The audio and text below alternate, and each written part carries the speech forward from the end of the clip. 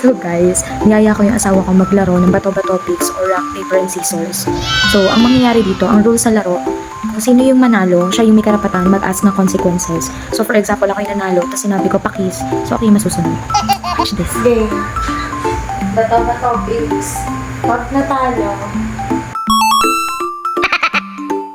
ako sino yung manalo, siya yung mag-aas ng kahit ano, pwede niya ipagawa or magpagawa ng consequences.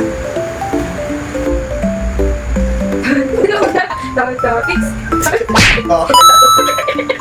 Ano consequence? Ako, hindi ka. Hindi. Dili, ikaw ngayon. Di ba nalawa ako sa lagat mo?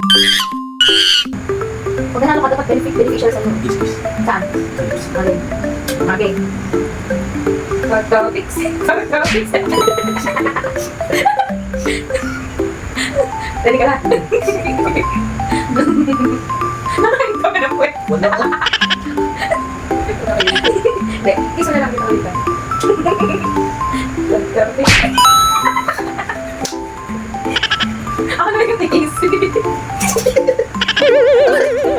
Okay. Kailangan. Tanda.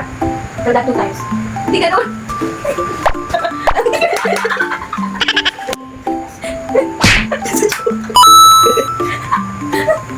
Ocho. Kanta na kaswat. Ay, nakakata. Ocho. Tingin ka. Tingin Ano ka. naman kasi? Basta ang tingin mo. Hindi mo tatawa ko eh. Last.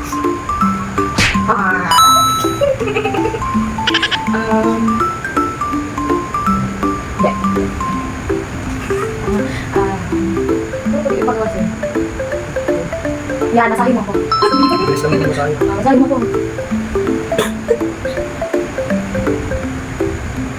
Wala na.